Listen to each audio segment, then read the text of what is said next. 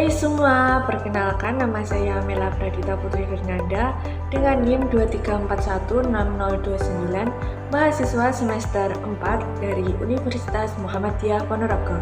Dengan adanya video ini, saya ingin menjelaskan materi tentang manajemen persediaan. Cek sampai habis ya.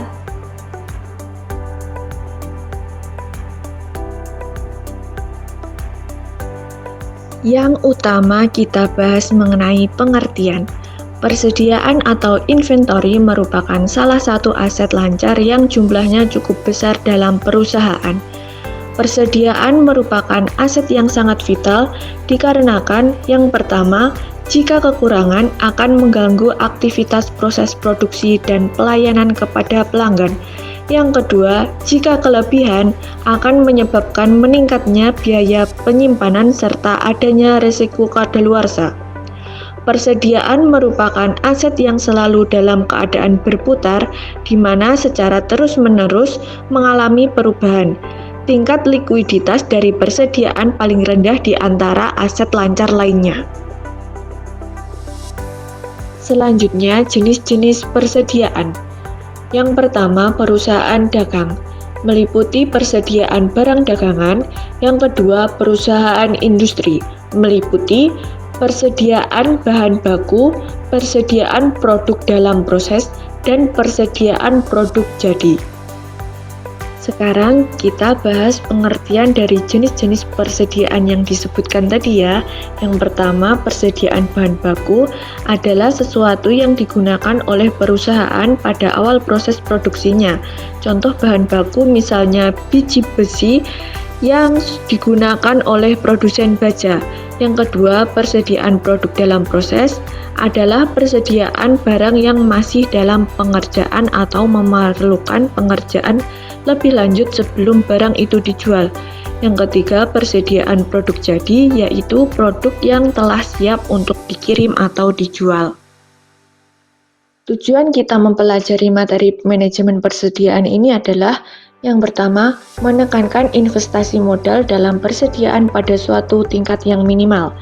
Artinya tujuan ini berfokus pada pengelolaan persediaan yang efisien untuk meminimalkan penggunaan modal. Dengan demikian, perusahaan dapat mengalokasikan sumber daya secara lebih efektif dan meningkatkan efisiensi operasional. Yang kedua, ada mengurangi pemborosan biaya yang timbul dari penyelenggaraan persediaan yang berlebihan. Artinya, tujuan ini itu bertujuan untuk mengoptimalkan pengelolaan persediaan guna mengurangi biaya yang tidak perlu, seperti biaya penyimpanan, kerusakan, dan biaya terkait lainnya. Yang ketiga, ada mengurangi risiko kecurangan atau kehilangan dan risiko akibat penurunan harga. Artinya, tujuan ini berfokus pada pengurangan risiko atau pencurian persediaan serta risiko penurunan harga pasar. Yang keempat, yaitu mengurangi investasi dalam fasilitas dan peralatan pergudangan. Artinya, tujuan ini bertujuan untuk mengoptimalkan biaya dengan mengurangi investasi dalam fasilitas dan peralatan pergudangan yang tidak perlu. Yang kelima, mengurangi biaya mengadakan opname fisik persediaan. Artinya, tujuan ini berfokus pada pengurangan biaya yang terkait dengan proses opname fisik persediaan yang bisa menjadi proses yang mahal dan memakan waktu. Yang keenam, ada mengurangi risiko penundaan produksi dengan cara selalu menyediakan bahan-bahan yang diperlukan. Tujuan ini itu untuk memastikan ketersediaan bahan baku yang diperlukan untuk produksi sehingga mengurangi risiko penundaan atau hambatan dalam proses produksi. Fokus pengelolaan persediaan. Yang pertama, berapa banyak yang harus dipesan pada waktu tertentu. Untuk menentukan jumlah yang harus dipesan, kalian perlu mempertimbangkan beberapa faktor seperti permintaan historis, lead time atau waktu yang dibutuhkan untuk pemesanan, dan fluktuasi musiman. Dengan menggunakan metode seperti EOQ atau Economic Order Quantity, kalian dapat menjumlah optimal yang harus dipesan untuk meminimalkan biaya total persediaan. Yang kedua, berapa banyak sih jenis persediaan yang harus disimpan? Persediaan yang harus disimpan tergantung pada kebutuhan operasional diversitas produk yang kalian miliki. Yang ketiga, ada kapan sebaiknya persediaan dipesan. Waktu pemesanan persediaan harus didasarkan pada analisis permintaan dan ketersediaan stok saat ini. Selanjutnya kita bahas mengenai unsur-unsur biaya dalam persediaan. Yang pertama, biaya pemesanan atau ordering cost. Artinya biaya yang dikeluarkan sehubungan dengan kegiatan pemesanan barang yang dimulai dari penempatan pemesanan hingga tersedianya barang tersebut. Biaya ini itu mencakup biaya-biaya antara lain yaitu biaya administrasi dan penempatan order, biaya pemilihan vendor, biaya pengangkutan dan bongkar muat, biaya penerimaan dan pemeriksaan barang. Rumus biaya pemesanan. Total biaya pemesanan atau TOC sama dengan F dikali S dibagi Q. Untuk keterangannya, Q adalah kuantitas pesanan, S adalah penjualan tahunan, F adalah biaya tetap. Yang kedua ada biaya penyimpanan atau carrying cost, adalah biaya yang dikeluarkan berkaitan dengan diadakannya persediaan barang. Biaya penyimpanan ini dinyatakan dalam persentase dari nilai rata-rata persediaan per tahun atau dalam rupiah per tahun per unit barang. Yang termasuk dalam biaya ini adalah biaya sewa gedung, biaya administrasi pergudangan, biaya gaji pelaksana, biaya listrik, air, dan telepon, biaya modal yang ditanam pada persediaan, biaya asuransi, biaya kerusakan atau kehilangan, dan penyusutan persediaan. Rumus biaya penyimpanan. Total biaya penyimpanan atau TCC sama dengan C dikali P dikali A. Kemudian untuk persediaan rata-rata, A sama dengan Q dibagi 2 sama dengan S dibagi N dibagi 2. Untuk keterangannya, Q adalah kuantitas pesanan, S adalah penjualan tahunan, N adalah frekuensi pemesanan, C adalah biaya penyimpanan, dan P adalah harga beli per unit. Lalu untuk total biaya persediaan, TIC sama dengan TCC plus TOC atau TIC sama dengan C dikali P dikali Q dibagi 2 plus F dikali S dibagi Q. Untuk keterangannya, Q adalah kuantitas pesanan, C biaya penyimpanan, P harga beli per unit, S penjualan tahunan, dan F biaya tetap. Kemudian kita bahas mengenai Economic Order Quantity atau EOQ. Metode yang digunakan untuk menentukan jumlah pembelian bahan baku yang ekonomis atau EOQ adalah jumlah kuantitas barang yang dapat diperoleh dengan biaya minimal atau jumlah pembelian yang optimal. Model EOQ adalah suatu rumusan untuk menentukan kuantitas pesanan yang akan meminimumkan biaya persediaan.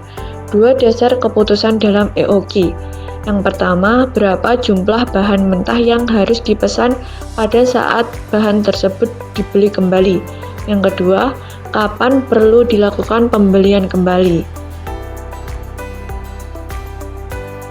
Untuk rumusnya, EOQ sama dengan akar 2 dikali F dikali S dibagi C dikali P. Asumsi model EOQ. Jumlah kebutuhan barang mentah sudah dapat ditentukan lebih dahulu secara pasti untuk penggunaan selama 1 tahun atau lebih. Penggunaan bahan selalu pada tingkat yang konstan secara kontinu. Pesanan persis diterima pada saat tingkat persediaan sama dengan 0 atau di atas safety stock. Harga konstan selama periode tersebut. Yang selanjutnya kita bahas mengenai pemesanan ulang atau reorder point. Titik di mana pemesanan harus dilakukan lagi untuk mengisi persediaan. Rumusnya sama dengan waktu tunggu dikali tingkat penggunaan. Selanjutnya, persediaan pengaman atau safety stock. Persediaan tambahan yang dimiliki untuk berjaga-jaga terhadap perubahan tingkat penjualan atau kelambatan produksi hingga pengiriman. Maka, persediaan awal sama dengan EOQ plus safety stock. Persediaan rata-rata sama dengan EOQ dibagi 2 plus safety stock. Jika ingin menentukan besarnya safety stock, ada beberapa faktor, yaitu faktor pengalaman, faktor dugaan, biaya, keterlambatan. Untuk contohnya adalah penggunaan per hari 15 kg, keterlambatan pengiriman 10 hari, maka besarnya safety stock sama dengan 10 dikali 15 kg sama dengan 150 kg. Dalam materi ini, saya juga membuat contoh soal. Soalnya seperti berikut.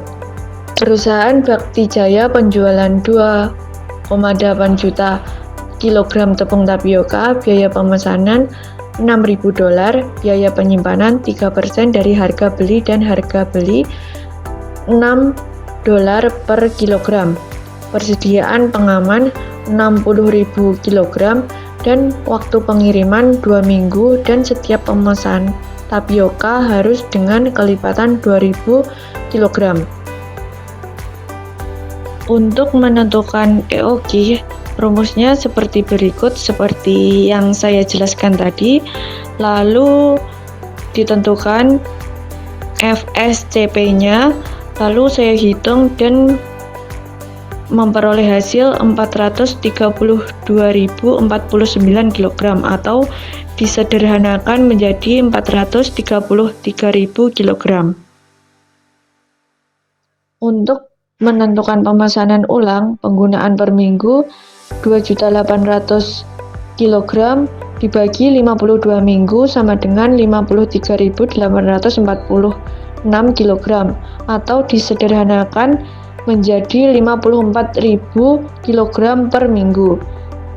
Titik pemesanan ulang sama dengan waktu pengiriman plus safety stock atau 2 minggu dikali 54 kg plus 60.000 dan memperoleh hasil 168.000 kg.